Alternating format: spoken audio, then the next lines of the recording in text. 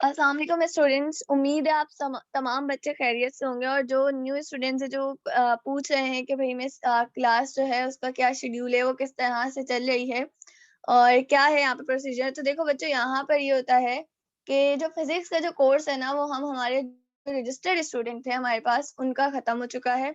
अब उन लोगों के टेस्ट स्टार्ट हो गए हैं और उन टेस्ट से पहले उन लोगों की एक रिवीजन क्लास कंडक्ट की जाया करेगी, जिसके अंदर उन लोगों को जो भी उन्होंने पढ़ा है उन सबका जल्दी से रिपीट करवाया जाएगा। निम्रा, अपना पेन का इस्तेमाल अब स्क्रीन पे नहीं करिएगा। जिस बच्चे ने अपने पेन का इस्तेमाल स्क्रीन पे करा, मैं बिना किसी वार्निंग के उसको रिमूव कर दूंगी। मुझे इंटरप्ट बिल्कुल भी नहीं करिएगा दरमियान में। अच्छा तो अब मैं आप लोगों से बात कर रही थी कि भाई अगर क्या कहते हैं, यहाँ पे जो न्यू स्टूडेंट मुझसे पूछ रहे थे कि मिस क्या कहते हैं ये किस तरह से यहाँ पे प्रोसीजर है, क्या है, तो मैंने उन लोगों को फर्दर मोर इतना गाइड कर दिया कि यहाँ पे जो हमारे रजिस्टर्ड स्टूडेंट थे उन लोगों का कोर्स कंप्लीट हो चुका है फिजिक्स का, और अब उन लोगों के टेस्ट स्टार्ट हो गए हैं विद रिवीजन क्लासेस। और उन लोगों के टेस्ट कंप्लीट हो जाएंगे तो उनका एक और अगेन स्टार्ट होगा विद रिवीजन क्लासेस, और ये इनके ग्रैंड टेस्ट हैं।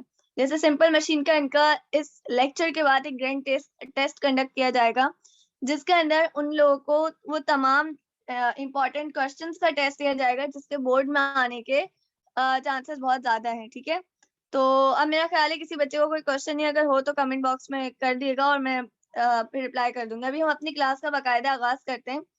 देखो बेटे, पहला चैप्टर है सिंपल मशीन। सिंपल मशीन से मुराद क्या है? देखो, मशीन क्या होती है? मशीन वो होती है जो हमारे काम को आसान करती है। मशीन क्या होती है? जो हमारे काम को आसान करती है, जो हमारे काम को एक कन्वीनियंट वे के अंदर करने की इजाजत देती है। मशीन क्या करती है? Machine make our work easy and speed up our work. Machine हमारे काम को आसान कर रही है और क्या कर रही है? हमारे काम को स्पीड अप कर रही है कि हम अपना काम और भी ज्यादा कन्वीनियंट वे में और भी ज्यादा सुकून के साथ अपना काम कर सकें। अच्छा भाई, कितनी टाइप्स होती हैं मशीन की? तो भाई टाइप्स जो होती है ना मशीन की, वो 6 टाइप होती हैं। ठीक है, एक होती है लेवर, एक होता है इंक्लाइन प्लेन, एक होता है पुली, एक होता है वेज, एक होता है व्हील एंड एक्सल, और एक होता है जैक स्क्रू जैक। ठीक है, अब आपकी कोर्स करना मेरा ख्याल है वेज के अलावा बाकी सब जो है वो मशीन्स की शामिल है। ठीक है, अच्छा भाई, ये तो हमने सिर्फ अभी ये पढ़ा कि मशीन क्या है और मशीन जो है वो कितनी तरह की होती है। यहाँ तक किसी भी बच्चे को कोई भी क्वेश्चन हो तो वो बच्चा मुझसे पूछ सकता है। ठीक है, आगे चलते हैं। अब यहाँ से इस पॉइंट से ये पॉइंट आपको क्या बता रहा है? देखो, आपकी बुक के अंदर आप लोग अगर आगे की एग्जाम्पल्स देखें तो आपको बताया जाएगा कि फोर्स जो है ना उसका इस्तेमाल किस तरह से, आप फोर्स को यूज कैसे कर सकते हैं। देखो, फोर्स को यूज कैसे किया जाता है? Transfer of force. आमना, ये वर्ड गलत लिखा हुआ है, ये स्क्रू जैक है। ठीक है, ये स्क्रू जैक है। यहाँ अगर आप लोग देखें तो यहाँ पे ये आपको नजर आ रहा है लिवर। ठीक है, ये है इंक्लाइन प्लेन, ये वेज है जिससे क्या कहते हैं दरख्त को काटा जा रहा है। सही है, ये छोटी सी पुली है जिससे जैसे कुएं वगैरह से पानी खींचने के लिए हम इस्तेमाल करते हैं। ये स्क्रू जैक है जिससे आप लोग गाड़ी को लिफ्ट अप करने के लिए यूज करते हैं। और ये व्हील एंड एक्सल है। ठीक है बच्चे, की क्लास सिर्फ 40 मिनट की होगी और उसके बाद एंड हो जाएगी। सही है। अच्छा भाई, हम बात कर रहे थे कि फोर्स को किस तरह से ट्रांसफर किया जाता है। तो देखो बच्चों, फोर्स को ट्रांसफर करने का सबसे पहले तो आप ये फॉर्मूला देखते हैं जो आपको गिवन है कि work is equals to force into displacement. यानी कि आप फोर्स को कैसे क्या कहते हैं ट्रांसफर करेंगे कि फॉर एग्जांपल मैंने दीवार के अंदर एक कील को ठोकना है। ठीक है, क्या करना है? कील को दीवार के अंदर पेनिट्रेट करवाना है अगर चाहिए, तो मैंने क्या किया, मैंने अपने हाथ से उसको पुश करना शुरू किया कि वो दीवार के अंदर चली जाए। अब क्या हुआ कि वो दीवार के अंदर नहीं गई। क्यों नहीं गई? क्योंकि अभी इतनी ज्यादा फोर्स नहीं लग रही थी। लेकिन जैसे ही मैंने अपने हाथ में हैमर को लिया और मैंने उस हैमर को उस कील के ऊपर मारा, उसके ऊपर हिट किया, तो क्या हुआ? वो कील उसके अंदर वॉल के अंदर पेनिट्रेट करना स्टार्ट हो गई। इसका मतलब क्या हुआ कि क्या कहते हैं मैंने फोर्स लगाई तो मेरा वर्क हुआ। सही है। या फॉर एग्जाम्पल मेरे सामने एक ब्लॉक है। ठीक है, मैंने क्या किया, मैंने इस ब्लॉक को ना यहाँ से डिस्प्लेस करवा कर यहाँ लेकर आई, इस पॉइंट पर ले आई, ए पॉइंट से बी पॉइंट पे ले आई। यानी कि मैंने यहाँ पे फोर्स लगाई, फोर्स लगाने से मेरे ऑब्जेक्ट ने कुछ डिस्टेंस कवर किया, बी पॉइंट तक आ गया, तो मेरा वर्क हो गया। ये कहलाता है ट्रांसफर ऑफ फोर्स। यहाँ तक किसी भी बच्चे का कोई भी क्वेश्चन है तो वो पूछ सकता है। किसी भी बच्चे का कोई भी क्वेश्चन हो तो वो पूछ लेगा। Now enlargement of the effect of force, जिसके अंदर बच्चे कंफ्यूज हो जाते हैं, यार ये क्या चीज है, ये कौन सी बला है कि enlargement of the effect of force। देखो, it means if someone who cannot take or carry heavy something, but when he use simple machine, he can put that heavy thing easily by using simple lever machines। देखो, बास औकात क्या होता है कि कोई चीज होती है कि जो जिसका वेट जो है ना, फॉर एग्जाम्पल है 10 kg। अब आप इसको अपने हाथों से नहीं उठा सकते, लेकिन आपने क्या किया, आपने इस्तेमाल किया लिवर का इस्तेमाल किया, तो क्या हुआ कि वो जो पहले आप अपने हाथ से उठाने की कोशिश कर रहे थे ना, तो अब वो आराम से आप लिवर से उठा लोगे। ठीक है, इसी तरह से अगर मैं आपको जो कील की एग्जांपल इससे पहले दे रही थी, अगर आप नोट करें तो क्या हुआ था कि मैं जब अपने हाथ से कील को हिट कर रही थी, तो कील जो थी वो वॉल के अंदर पेनिट्रेट नहीं हो रही थी। फिर मैंने क्या किया, मैंने हैमर लिया, हैमर को मारा, तो कील ने क्या किया कि वो वॉल के अंदर पेनिट्रेट हो गई। इस बात का क्या मतलब हुआ बच्चों, इस बात का मतलब ये हुआ कि जो मेरे हाथ की फोर्स थी ना, वो हैमर की फोर्स के साथ मिली, यानी हैमर में गई और हैमर की फोर्स के साथ वो डबल हो गई। ठीक है, और ये कहलाता है enlargement of the effect of force, यानी कि जो फोर्स है ना, जो पहले मैं लगा रही थी, अब उसका जो इफेक्ट है ना, वो इनलार्ज हो गया और ज्यादा हो गया। ठीक है, ये बात सबको क्लियर हुई? ये बहुत सिंपल वर्ड्स में लिखे हुए नोट्स से मेरे एक स्टूडेंट ने बनाए, और वो माशाल्लाह से बहुत टैलेंटेड स्टूडेंट है। तो मैंने सोचा चलो आज उसी के नोट्स को इस्तेमाल करके आप लोगों को समझाया जाए।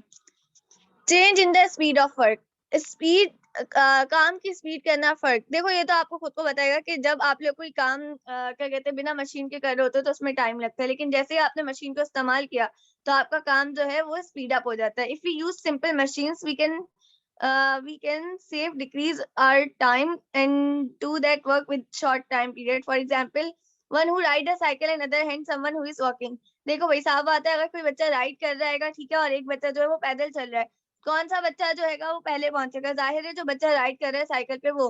क्यों? क्योंकि उसका जो काम है ना, उसकी स्पीड तेज हो गई है। ठीक है, ये बात सबको समझ आई? यहाँ तक कोई भी क्वेश्चन है तो पूछ लीजिए, और जिस बच्चे को इसका स्क्रीनशॉट लेना है ये ले लीजिए, फिर मैं अगली स्क्रीन जो है वो शेयर करूंगी। यहाँ तक कोई भी क्वेश्चन, कोई भी मसला, जल्दी से पूछिए।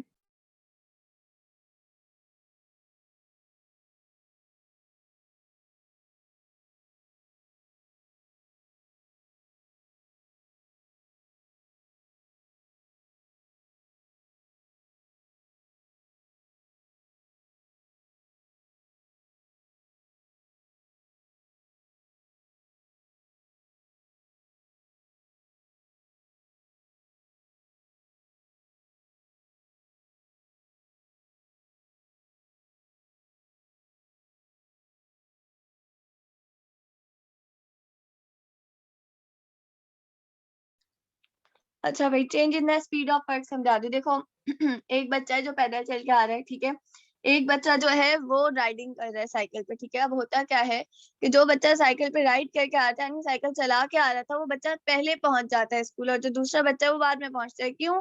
क्योंकि साइकिल क्या है, साइकिल एक मशीन ही तो है, जिसने क्या किया, जिसने उस बच्चे के चलने की स्पीड को तेज करवा दिया। कैसे? कि उसने साइकिल को चलाया, साइकिल को यूज किया, तो उसकी स्पीड बढ़ गई, तो उसका काम जल्दी हो गया, वो जल्दी पहुंच गया। अब समझ आया बच्चे?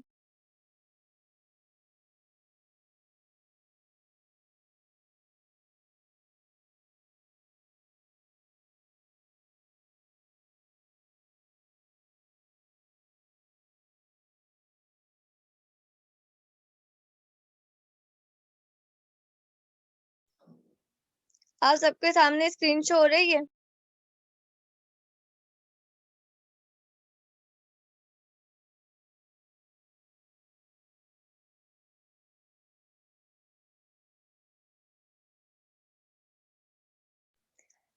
अब शो रही होगी। देखो, change in the direction of force, force की डायरेक्शन में चेंज, फोर्स की डायरेक्शन में बच्चों अब तो आ रही होगी ना आप लोग के सामने स्क्रीन?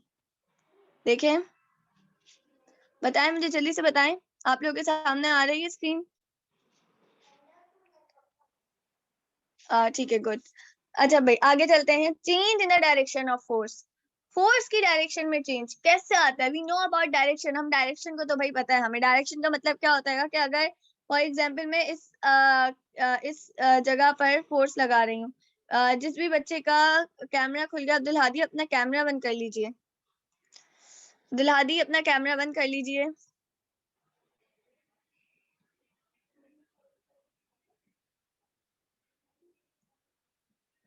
चलो भाई, हम आगे चलते हैं, फिर हम देखते हैं। अच्छा भाई, मैं आपको बता रही थी change in the direction of force. अगर मेरी फोर्स जो है वो इस डायरेक्शन में लग रही है, ठीक है, लेकिन क्या हो रहा है, मेरा काम जो है वो इस डायरेक्शन में हो रहा है, यानी कि क्या हो रहा है, मेरा काम जो है वो अपोजिट डायरेक्शन में हो रहा है, यानी कि फोर्स जिस भी डायरेक्शन में मैं लगा रही हूँ, मेरा काम दूसरी डायरेक्शन में हो रहेगा। जैसे यहाँ पे एक एग्जाम्पल दी हुई है, if we use a pulley to take out of water, अगर हमें पानी को निकालना है तो हम किसकी हेल्प लेते हैं, हम पुली की हेल्प लेते हैं। It means we use force on rope. इस देखो हम क्या करते हैं कि ये समझो एक कुआं है जिसके अंदर पानी मौजूद है, ये इसमें ये है रोप और ये यहाँ लगी हुई है बाल्टी, ठीक है, वो जो जो बकेट होती है वो बकेट लगी हुई है। अब क्या हुआ, ये बकेट गई इस टैप के अंदर और जाने के बाद इसके अंदर आ गया पानी। अब मैं क्या करूंगी, मैं रोप को इस तरफ खींचूंगी, डाउनवर्ड खींचूंगी, नीचे की तरफ खींचूंगी, ऐसा ही है, बिल्कुल ऐसा ही है। तो क्या होगा कि ये जो बकेट है ना, ये अपवर्ड आएगी, ऊपर की तरफ आएगी। तो ये क्या हुआ कि मैंने फोर्स लगाई नीचे की डायरेक्शन में, और मेरे पास कहाँ पर क्या कहते हैं क्या कहते हैं, मेरे पास अफेक्ट क्या आया कि मेरा जो ऑब्जेक्ट था, मेरी जो बकेट थी ना, वो ऊपर की तरफ उठना शुरू हो गई। यहाँ तक किसी भी बच्चे का कोई क्वेश्चन, किसी को कोई बात ना समझ आ रही हो तो पूछे। अच्छा, अभी now terms use in simple machine. Simple machine के अंदर जो टर्म्स यूज होती हैं, अब उनकी बात करने चलते हैं। एफर्ट, हमारे पास 4 टर्म्स है, ठीक है, एफर्ट, लोड, इनपुट, आउटपुट, सही है। अच्छा भाई, एफर्ट क्या होती है?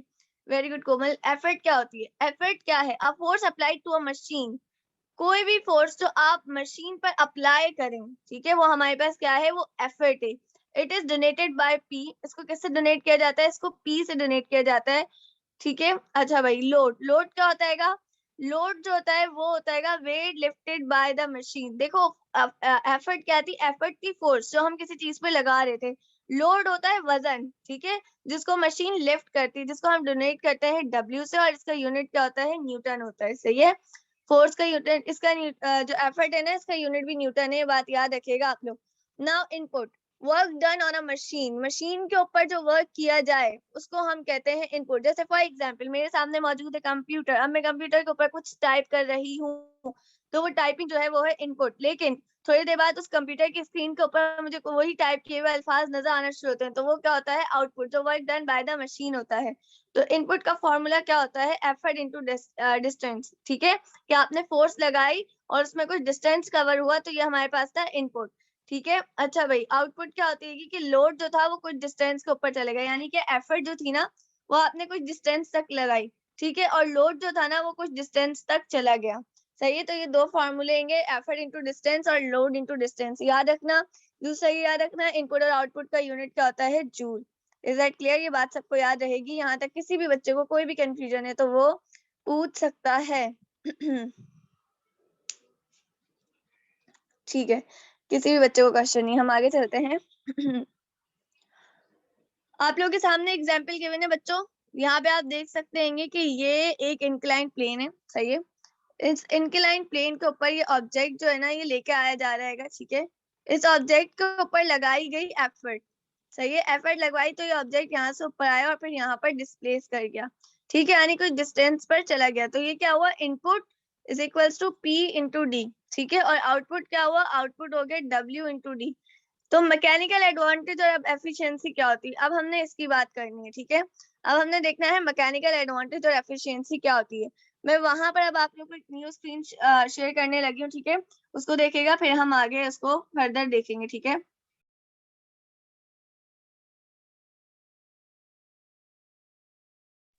अच्छा हसनैन, अब मैं स्लो समझाऊंगी।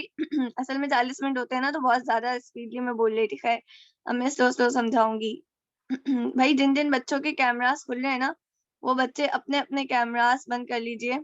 एक अब्दुल हादी, एक ये इन्फिनिक्स स्मार्ट 3 प्लस, और कौन है? बस ये दो है ना। चलो चलो भाई, हम आगे चलते हैं, हमारे पास कहाँ है? रुक जाओ भाई, मैं स्क्रीन शेयर कर रही हूँ बच्चों, 1 सेकंड रुकेगा।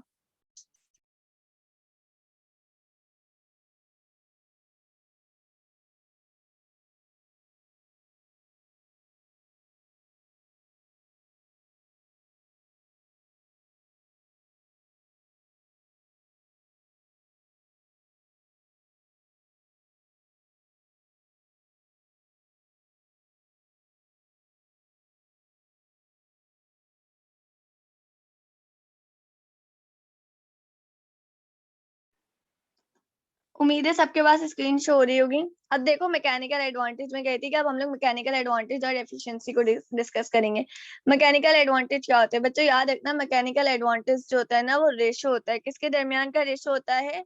लोड और एफर्ट के दरमियान का रेशो होता है। आपको पता है लोड और एफर्ट, ठीक है, इन दोनों के दरमियान का क्या है? रेशो है। हमने अभी भी पढ़ा लोड और एफर्ट दोनों क्या है? वेट और फोर्स है। लोड हमारे पास क्या होता है? वेट होता है, सही है। और एफर्ट हमारे पास क्या होती है? फोर्स होती है। और हमने देखा इन दोनों का जो यूनिट होता है वो न्यूटन होता है। यानी कि क्या मैं इसको ऐसे लिख सकती हूँ कि जो लोड है यानी कि W upon P is equal to newton upon newton. Newton से न्यूटन कट हो गया, इसका मतलब क्या हुआ कि W अपॉन P का नो यूनिट। यानी कि अगर आपसे कोई भी पूछे क्या बेटा मैकेनिकल एडवांटेज का कोई यूनिट है, तो आप बोलेंगे नहीं मैकेनिकल एडवांटेज का यूनिट नहीं है। क्यों नहीं है? क्योंकि ये सिमिलर क्वांटिटीज के दरमियान का क्या है? रेशो है। ये बात समझ आई सबको? ये कंसेप्चुअल बात, ये कंसेप्चुअल चीजें होती हैं जो आप लोगों को पता होनी चाहिए, ठीक है। कोई मसला, कोई भी परेशानी किसी भी बच्चे को हो रही है वो भाई बता सकता है। अच्छा भाई अब आ जाइए एफिशिएंसी। एफिशिएंसी क्या होती है? देखो बेटे, वर्क इनटू डिस्टेंस यानी कि आउटपुट और इनपुट के दरमियान का रेशो हमारे पास कहलाता है एफिशिएंसी। अब आउटपुट और इनपुट का फॉर्मूला पुट कर दीजिए तो ये आपके पास आ गया। अच्छा भाई इसके बाद एफिशिएंसी को आप कैसे मालूम करेंगे कि आप आउटपुट और इनपुट को मल्टीप्लाई करवा दें 100 से, सही है। यहाँ पे 2 टाइम्स 100 से हो रहा है, आपसे 1 टाइम्स करवाइएगा। ये थोड़ा सा गलती कर दी इस बच्चे ने, ठीक है। आपको जो मैं बात बता रही हूँ बात समझ आई सबको? अच्छा हसनैन मैं दोबारा समझा देती हूँ। देखो बेटे मैं ये कह रही हूँ कि मैकेनिकल एडवांटेज जो है ना बच्चे, वो दो चीजों के दरमियान का रेशो है। रेशो है, दो चीजों के दरमियान का क्या है? रेशो है। याद रखना क्या है? रेशो है। रेशो का मतलब क्या हुआ? लोड और एफर्ट के दरमियान का रेशो है। ये बात समझ आई? अब लोड और एफर्ट इन दोनों का यूनिट क्या है? लोड का यूनिट भी न्यूटन है और एफर्ट का यूनिट भी न्यूटन है। इसका मतलब क्या हुआ कि इन दोनों का कोई यूनिट ही नहीं है, नो यूनिट, ठीक है। क्यों नो यूनिट? क्योंकि न्यूटन न्यूटन से कट हो जाएगा। तो अगर आपसे कोई भी पूछे कि मैकेनिकल एडवांटेज का क्या यूनिट होता है तो आप बोलेंगे नहीं, ठीक है। हमने अच्छा जी उसके बाद हम डिस्कस कर रहे थे, हसन अब समझ आ गया हो तो बता दिएगा। अच्छा भाई उसके बाद हम समझ कर रहे थे डिस्कस कर रहे थे एफिशिएंसी। एफिशिएंसी क्या होती है? Weight into distance upon effort into distance, ठीक है। और उसको मल्टीप्लाई करवा दीजिए, एक दफा 100 से करवाइएगा, सही है। तो ये आपके पास, जैसे मैं यहाँ पे करके लिख देती हूँ, ये वाली चीज को भूल जाइए, ये आपके पास एफिशिएंसी आ गई परसेंटेज के अंदर। सही ये तरीका होता है एफिशिएंसी निकालने का। अब देखो मेरी बात, अगर मेरे पास देखो हमारे पास दो तरह की मशीन्स होती हैं। आपने इसका यूनिट तो समझा दिया, लेकिन मैकेनिकल एडवांटेज होता क्या है ये नहीं बताया। अच्छा भाई चलो हम इसको भी अभी डिस्कस करते हैं कि मैकेनिकल एडवांटेज क्या होता है। सबसे पहले हम जो टॉपिक चल रहे हैं ना उसको जल्दी से डिस्कस करते हैं, क्योंकि क्लास जो है ना वो खत्म हो जाएगी। अपना एक क्वेश्चन जो है ना आसानी है अपने पास रखिएगा मैकेनिकल एडवांटेज का, इसका मैं भी आपको आंसर करती हूँ लास्ट में। इसी तरह से जिन भी बच्चों के जो जो क्वेश्चन है ना वो अपने पास इस तरह के जो क्वेश्चन है ना जिसमें आप लोग को डिटेल में समझाना पड़ेगा उसको अपने पास अलग करके लिखते जाइए। मैं आप लोग को वो समझा दूंगी। या जो मेरे प्री रिकॉर्डेड लेक्चर्स है उसको आप लोगों के ग्रुप में डाल दूंगी। उसके अंदर मैंने मैकेनिकल एडवांटेज को डिटेल में समझाया कि मैकेनिकल एडवांटेज क्या होता है, ठीक है स्टूडेंट। अच्छा भैया अब आगे आ जाइए आइडियल मशीन और रियल मशीन। हमारे पास दो तरह की मशीन होती हैं बेटा, एक आइडियल मशीन होती है, एक रियल मशीन। रियल मशीन वो होती है जो आप अपनी आंखों से देख सकते हैं, जैसे कि कि आपके पास क्या होती है? वॉशिंग मशीन, ठीक है, अम्मी कपड़े धोती हैं, देखा है ना। इसी तरह से जूसर मशीन, वो तो लाजमी पता होगी, जूसेस बना बना के सब पीते होंगे, मुझे यकीन है इस बात का। आइडियल मशीन ऐसी मशीन होती है जो सिर्फ ख्याली पलाव होती है, मतलब ख्याल में चल रही है, ऐसी कोई मशीन है नहीं, लेकिन आपने अपने दिमाग में सोचा हुआ है कि हाँ भाई ऐसी मशीन में बनाऊंगा कि जिसके अंदर अगर मैं क्या कहते हैं इतनी एनर्जी मैं उसको दूंगा तो उसकी सारी एनर्जी मेरे काम में कन्वर्ट हो जाएगी। यानी आइडियल मशीन है जिस मशीन से आप बहुत ज्यादा काम लेना चाह रहे हैं और आप चाह रहे हैं वो मशीन खराब भी ना हो, ठीक है। ये क्या होती है? ख्याली पलाव होती है, सही है। तो आइडियल मशीन क्या है? आइडियल मशीन होती है बच्चे ख्याली पुलाव, सही है। अब आ जाओ आगे। देखो आइडियल मशीन की एफिशिएंसी हमेशा याद रखना कितनी होती है? 100%। एफिशिएंसी क्या होती है? एफिशिएंसी कहते हैं कि किसी भी काम को ना किस हद तक सही किया जा सकता है। ठीक है। अगर मैं बोलूँ ना ये बच्चा जो 80% एफिशिएंट है, इसका मतलब इसके अंदर 20% कोई ना कोई मसला है। अगर मैं बोलूँ कि बच्चा 99% एफिशिएंट है, तो इसका मतलब है कि उसके अंदर 1% कोई इश्यू है, ठीक है। तो कोई भी चीज जो होती है ना वो 100% एफिशिएंट नहीं होती है, यह बात याद रखना। लेकिन आइडियल मशीन जो है वो हमने सोचा है भाई 100% एफिशिएंट है, हालांकि ऐसी कुछ बात है ही नहीं, ऐसी तो मशीन ही नहीं एग्जिस्ट करती। और एक बात और याद रखना, ये वाली बात याद आ रही है, output is equals to input. MCQs देखे थे जो मैंने समझाए थे, उसके अंदर मैंने क्या बताया था बच्चों, यही बताया था कि आइडियल मशीन के अंदर आउटपुट जो होता है वो इनपुट के बराबर होता है, जबकि रियल मशीन इस केस में क्या होगा, आउटपुट जो होगा ना वो इनपुट से कम होगा। सही है, ये बात समझ आई। यानी आप इनपुट जितना दे रहे हैं, अगर आपने मशीन में एनर्जी दे दी 500 जूल्स की, तो आपको काम मिला 400 जूल का, यानी 100 जूल आपके जाया हो गया। और ऐसा ही होता है, ठीक है। तो आउटपुट होता है हमेशा कम मिलता है इनपुट से, यानी जितना आप देते हैं ना उससे कम मिलता है। जैसे हमारा जो बोर्ड है उसमें आप जितना भी अच्छा पेपर देते हैं आपको मार्क्स कम मिलते हैं, लेकिन ऐसी कोई बात नहीं है, कुछ केसेस में ऐसा होता है, कुछ में ऐसा नहीं होता। अच्छा भाई, एफिशिएंसी जो होती है वो हमेशा 100 से छोटी होती है, कम होती है। यानी कि रियल मशीन की एफिशिएंसी कभी भी 100% नहीं होगी, बल्कि इससे कम होगी, ठीक है। और इसकी एफिशिएंसी जो होती है वो 1 से भी कम होती है, ठीक है। ये बात समझ आ रही है सबको। अब यहाँ पे एक न्यूमेरिकल टाइप का आपको क्वेश्चन गिवन है, जरा इसको देख लीजिए। हमारे पास है भाई, मेरे पास सिर्फ और सिर्फ हसनैन का रिप्लाई आ रहा है। यहाँ पर मौजूद अब्दुल हादी, आमना, अस्मारा, फतेह, हाफिज सुफियान, हसनैन का तो खैर आ रहा है सॉट, और ये जो टेक्नो पॉप 4 हैं, उमामा, जहरा, आलिया और शबीर, इन सब का मेरे पास रिप्लाई नहीं आ रहा, ठीक है। अपना अपना रिप्लाई देते रहे ताकि पढ़ाने में मजा भी आए आप लोगों को। अच्छा भाई, एफर्ट और वेट, यहाँ पे आपको एफर्ट की वैल्यू दी गई है 50 न्यूटन और वेट की वैल्यू दी गई है 100 न्यूटन। और मैं आपसे बोलूं बेटे इसका मैकेनिकल एडवांटेज निकालो, तो आप क्या करोगे, सिंपली ये करोगे कि आप लोड और एफर्ट को इसी तरह से डिवाइड कर दोगे। कैसे करोगे, लोड क्या है 100 न्यूटन और एफर्ट क्या है 50 न्यूटन। 0 से 0 कट हुआ, क्या बचा 10/5, 5 पंजा 5,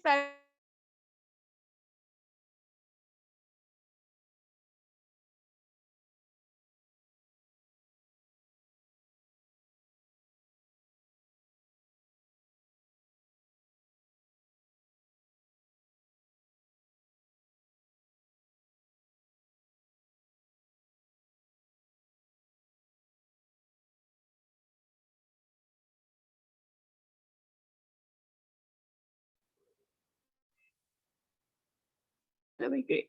अच्छा भाई, हम बात कर रहे थे कि हमारे पास जो मैकेनिकल एडवांटेज है, बच्चे मेरा नेट नहीं स्लो है भाई, मेरा तो सही है, ऐसे नहीं बोलो, ऐसे नहीं बोलते भाई, मेरा नेट सही है, ऐसे नहीं बोलो भाई। खैर आगे आ जाओ। एफिशिएंसी हमारे पास होती है आउटपुट अपॉन इनपुट। जो रिकॉर्डिंग कर रहे हैं ना असल में वो प्योर पर्सन है, तो इसलिए। खैर आगे आ जाए। मेरी आवाज कट रही है, वही सबके पास कट कट के आ रही है, सिर्फ हसनैन के पास कट कट के आ रही। फतेह, अपने पेन का इस्तेमाल नहीं करो बच्चे, मुझे क्लास से रिमूव करने में सच्ची में सिर्फ 1 सेकंड लगेगा। देखो, एक चीज होती है कि आपने बोला कि मिस मेरे मार्क्स जो है ना वो आए हैं 500 में से 400, ठीक है भाई। सबके पास प्रॉपर आ रही है हसनैन, आपका इंटरनेट खराब है, चलो भाई अब चेंज करवा लेना, सही है। अच्छा भैया अब आगे आ जाओ। वो एक बच्चे ने एक बड़ा अच्छा सा क्वेश्चन किया, जरा मैं उसका आपको जवाब दे दूं। देखो भाई, वो पूछेंगे कि मिस एफिशिएंसी और efficiency in terms of percentage में क्या फर्क है। देखो भाई, एफिशिएंसी क्या है, आपसे मैंने पूछा बेटे आपके मार्क्स कितने आए, आपने कहा मिस मेरे मार्क्स 400 आए, ये तो आपने बता दिया 400 आए। अब मैं अगर आपसे पूछूं आपकी परसेंटेज कितनी आई है, तो आपने बोला मिस मेरी परसेंटेज जो है वो 82 आई है। तो 82 क्या है, आपकी परसेंटेज है। लेकिन वो जो 82 आपने बताया ना वो efficiency in terms of percentage बताया, लेकिन जो आपने 400 अपने मार्क्स बताए थे वो जस्ट एफिशिएंसी थी। अभी बात क्लियर हुई आपको बेटे। जिस बच्चे ने क्वेश्चन पूछा था टेक्नो पॉप 4, आपको आवाज क्लियर हुई? ओ आवाज क्लियर, सॉरी, जो बात मैंने समझाई है वो क्लियर हुई? अब भी नहीं हुई क्लियर? अच्छा ऐसा करना, टेक्नो पॉप 4 आप ऐसा करिएगा कि आप ना क्लास के बाद मुझे व्हाट्सएप ग्रुप पर ही ना मैसेज कर दिएगा। मैं आप लोगों की प्राइवेसी अभी खोल दूंगी 10-15 मिनट के लिए, तो आप लोग अपने जो भी क्वेश्चन हो वहाँ पूछ लिएगा मुझसे, सही है। वरना मैं कल आप लोगों की दोबारा से क्लास लगा दूंगी, सही है। अच्छा, हसन आउटपुट क्या है? देखो, आउटपुट वो होता है जो मशीन हमें देती है। फॉर एग्जाम्पल, आपने कोई काम किया, इनपुट दिया आपने, सही है। आपने फॉर एग्जाम्पल क्या कहते हैं, पेपर दिया अपनी टीचर को, सही है, बहुत अच्छा पेपर दिया। अब जो टीचर ने आपको आपके मार्क्स दिए ना, वो आउटपुट था। आपने तो मिस को इनपुट दिया, लेकिन मिस ने जो आपको मार्क्स दिए ना बेटे, वो आउटपुट था, सही है। अब आ जाइए, एफिशिएंसी क्या होता है? आउटपुट अपॉन इनपुट का रेशो। आपने लिखा आउटपुट कितना है आपके पास, 300 जूल्स, ठीक है, और इनपुट कितना है आपके पास, 600 जूल्स। तो आपने क्या किया, 300 को डिवाइड कर दिया 600 से, 2 0 से 2 0 कटा, 3/6, 3 1 3, 3 2 6, ये आंसर आ गया 1/2। अब इस 1/2 को कर दे 100 से मल्टीप्लाई, तो आपके पास एफिशिएंसी परसेंटेज में आ जाएगी, सही है। अभी आपके पास एफिशिएंसी परसेंटेज में नहीं आई है, तो आपने किया 2 1 2, 2 5 10 और 0 ऊपर, तो आपके पास 50% आ गया। अगर किसी बच्चे ने मिस अस्तानी से मैथ पढ़ी है तो उसको ये सारी बातें बहुत अच्छे से समझ आ रही होगी। अगर मिस अस्तानी से नहीं पढ़ी, किसी से भी पढ़ी है जिन्होंने आपको बहुत अच्छे से समझाया हो, तो समझ आ रहा होगा, ठीक है। 10 मिनट बाद बच्चों क्लास ऑफ हो जाएगी खुद से ही, ठीक है। तो फिर बाकी जो चीजें रह जाएंगी वो हम कल देख लेंगे। अच्छा, अभी जो आपने 400 वाली एग्जांपल दी, उसमें आउटपुट क्या था बच्चे? वो 400 वाली एग्जांपल जो थी ना, वो आउटपुट से रिलेटेड नहीं थी, वो क्या कहते हैं, एफिशिएंसी और परसेंटेज एफिशिएंसी में थी, सही है। अच्छा भाई, अब मैं पेज नंबर 4 शेयर करने जा रही हूँ, जल्दी से उसको गो थ्रू करेंगे।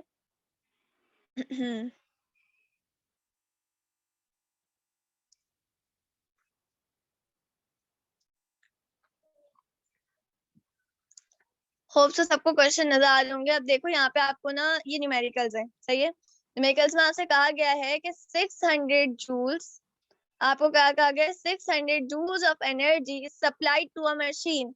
क्या कहने, 600 joules of energy supplied to a machine. Focus on the word. मैं कह रही हूँ कि 600 जूल्स की जो एनर्जी है, वो मशीन को मैंने सप्लाई करी, यानी मैंने दी, तो वो क्या हो जाएगी, वो इनपुट हो जाएगी, ठीक है।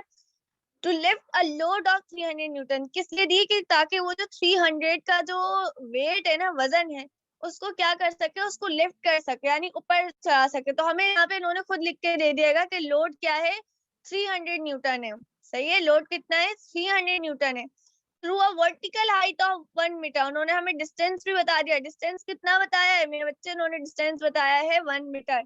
अब आपसे कह रहे हैं इसकी एफिशिएंसी मालूम करें। एफिशिएंसी क्या होती है, एफिशिएंसी होती है output upon input multiply by 100%। सबसे पहले हम इसका मालूम करेंगे आउटपुट, क्योंकि हमें इनपुट तो गिवन है, हमें आउटपुट गिवन नहीं है, हमें आउटपुट निकालना है। हम आउटपुट कैसे निकालते हैं कि लोड को हाइट से मल्टीप्लाई करते हैं। लोड हमारे पास कितना है मेरे बच्चा, लोड हमारे पास है 300 न्यूटन, और हाइट कितनी है, 1 मीटर। तो हम 300 न्यूटन को मल्टीप्लाई कर देंगे किससे, हम इसको मल्टीप्लाई कर देंगे 300 जूल से। तो हमारे सॉरी 300 न्यूटन को मल्टीप्लाई कर देंगे 1 मीटर से, तो हमारे पास आंसर आ जाएगा 300 जूल्स। अब एफिशिएंसी निकालनी है। एफिशिएंसी के लिए हम 300 को डिवाइड करेंगे 600 से और मल्टीप्लाई कर देंगे 100 से। 2 0 से 2 0 कट गया, 3 1 3, 3 2 6, 2 1 2, 2 5 10, 0 पर 50% आपके पास क्या आ गई, एफिशिएंसी। ये बात क्लियर हो गई सबको?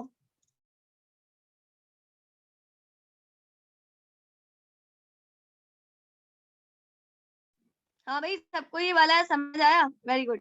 चलो भाई आगे आ जाओ। मैकेनिकल एडवांटेज का आपको दूसरा दिया हुआ है, ठीक है। With the help of a crowbar. Crowbar जो होती है ना, वो बच्चे कुछ इस तरह की होती है, इस तरह की होती है वो ना, वेट उठाने के लिए यूज करते हैं। मेरे लेक्चर्स में कभी देखेंगे तो उसके अंदर मैंने क्रो बार की पिक्चर भी दिखाई हुई है, और ये एमसीक्यूज मैंने वहां सॉल्व करवाया है, न्यूमेरिकल सॉल्व करवाया है। With the help of a crowbar a load of 12 newton. Crowbar की मदद से मैंने 12 न्यूटन का वजन जो था उसको ऊपर चढ़ाया, और मैंने एफर्ट लगाई 15 न्यूटन की। अब आप मुझे बताइए कि मैकेनिक 5 न्यूटन की, सॉरी 50 की नहीं, 5 न्यूटन होगा, सही है। इतने की मैंने लगाई एफर्ट। अब आप मुझे बताइए कि मेरा मैकेनिकल एडवांटेज कितना हुआ। तो आपने क्या किया, आपने 12 को डिवाइड कर दिया किससे, 5 से, सही है। अब ये ऐसे तो हो नहीं सकता, तो आपको इसको ऐसा वाला केस करना पड़ेगा। ये आ गया 12, ये आ गया 5, 5 2 जा बच्चों 10, टू यहाँ पर पॉइंट लगा दो, यहाँ आ जाएगा 0, 5 4 जा 20, यानी आपके पास आंसर क्या आ गया, 2.4।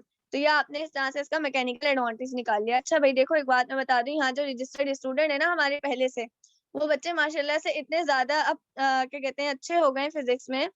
कि वो लोग जो है ना अपना जो काम करते हैं ना वो कैलकुलेटर के बिना कर लेते हैं। तो मैं यही चाहूंगी कि अभी जो बच्चे न्यू आए हैं ना वो लोग भी अपना काम बिना कैलकुलेटर के करिएगा, ताकि आगे जाकर आप लोगों को आसानी हो। अब आ जाइए आगे।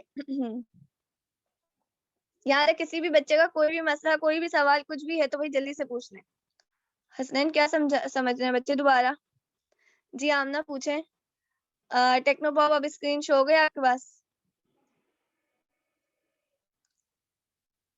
चलो भाई बच्चों पूछो। न्यूमेरिकल बेटे मैकेनिकल एडवांटेज वाला। जी हसनैन बताइए। हाँ अब्दुल हादी लेक्चर की रिकॉर्डिंग आप लोगों को मिल जाएगी, ठीक है। अच्छा मैकेनिकल एडवांटेज वाला नहीं समझ आया। एक काम करना, हसनैन एक दफा रिकॉर्डिंग को दोबारा से देखना बेटे, फिर ना समझ आए ना तो मुझसे पूछ लेना, सही है। मैं सब जूल को न्यूटन मीटर से भी तो रिप्रेजेंट कर सकते हैं ना? नहीं आमना, क्या कहते हैं, कर तो सकते हैं। इस चीज को हम बाद में डिस्कस करेंगे, सही, क्योंकि अभी ये क्लास का ना हिस्सा नहीं है। मैं बाद में इसको बताऊंगी कि हम ये किस तरह से फॉर्मूलाज को यूज करके करते हैं, ठीक है। फोर्स का हमारे पास यूनिट होता है ना, जैसे अब हमारे पास जूल आ रहा है किसी चीज का यूनिट, तो वो कैसा आ रहा है, अब हीट का यूनिट भी जूल है। ऐसे दो तीन जो क्वांटिटीज होती है ना उनका यूनिट होता है जूल। तो इस तरह से जैसे हसनैन का एक क्वेश्चन जो है वो पेंडिंग पर है, एक क्वेश्चन आमना का पेंडिंग पर है, ठीक है। और जिन जिन बच्चों के जो जो क्वेश्चंस है ना तो वो बच्चे मुझसे पूछ लेगा। अब 4 मिनट की रिकॉर्डिंग है, उसके अंदर मैं आप लोगों को जल्दी से एक लिवर एक मशीन समझा देती हूँ, ठीक है। लिवर क्या होता है बच्चे? लिवर जो होता है ना, ये बात तो आप लोगों ने एमसीक्यू से मेरा ख्याल है बहुत अच्छे से समझ ली होगी, और मैं अब इसको जल्दी से समझाऊंगी कि a bar which can move around any fix point is called a lever. और वो फिक्स पॉइंट क्या होता है? वो फलक्रम होता है। याद है मैंने एमसीक्यूज वाली डेफिनेशन में समझाया था? अगर आप सब लोगों ने जहमत करके वो लेक्चर लिया है जो मिस सानी ने अपलोड किया हुआ है, तो आप लोगों को यकीनन ये बात समझ आ रही होगी, ठीक है। तो लिवर क्या होता है? एक रिजिड बार होता है इस तरह का, जिसके नीचे एक इस तरह का ट्रायंगल टाइप का फलक्रम लगा हुआ होता है, ठीक है। इसको हम कहते हैं फिक्स पॉइंट इसका। इसके अराउंड ये रिजिड बार जो है ना ये रोटेट कर सकता है, सही है। तो इस मशीन को हम कहते हैं लिवर। अक्सर देखा है बच्चे सी सॉ यूज करते हैं, झूला झूलते हैं, वो भी किस में आता है? वो इसी में आता है बच्चों। अच्छा भाई, इसमें हमारे पास एक तरफ होता है लोड, यानी कि एक तरफ हम वजन को उठाते हैं और दूसरी तरफ हम लगाते हैं एफर्ट। तो हमारे पास जो लोड होता है ना बच्चों, ठीक है, वो क्या होता है? वो load multiply by load arm, यानी कि ए पॉइंट से लेके सी तक का जो डिस्टेंस है ना मेरे पास है लोड आर्म, ठीक है। तो W इंटू लोड आर्म हमारे पास क्या हो जाएगा? मोमेंट ऑफ लोड हो जाएगा, ठीक है।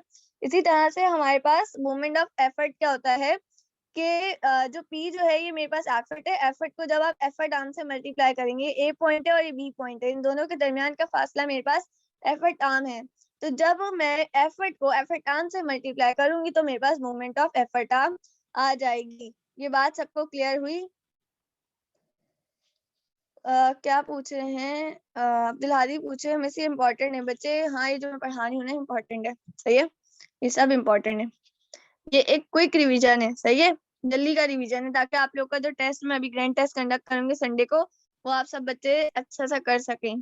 अच्छा भाई, प्रिंसिपल ऑफ लिवर। लिवर का प्रिंसिपल क्या होता है? लिवर का प्रिंसिपल ये होता है कि जब इक्विलिब्रियम कंडीशन हो, यानी कि लोड और एफर्ट दोनों तरफ बराबर हो, सही, इक्विलिब्रियम क्रिएट हो रहा हो, तो तब एफर्ट इंटू एफर्ट आर्म और लोड इंटू लोड आर्म एक दूसरे के बराबर हो। और एक बात याद रखना, क्योंकि ये जो होता है ना ये मूव अराउंड एनी पॉइंट, यानी कि टर्निंग फोर्स होती है लिवर के अंदर, तो मैं ये भी कह सकती हूँ कि torque of effort is equal to torque of load.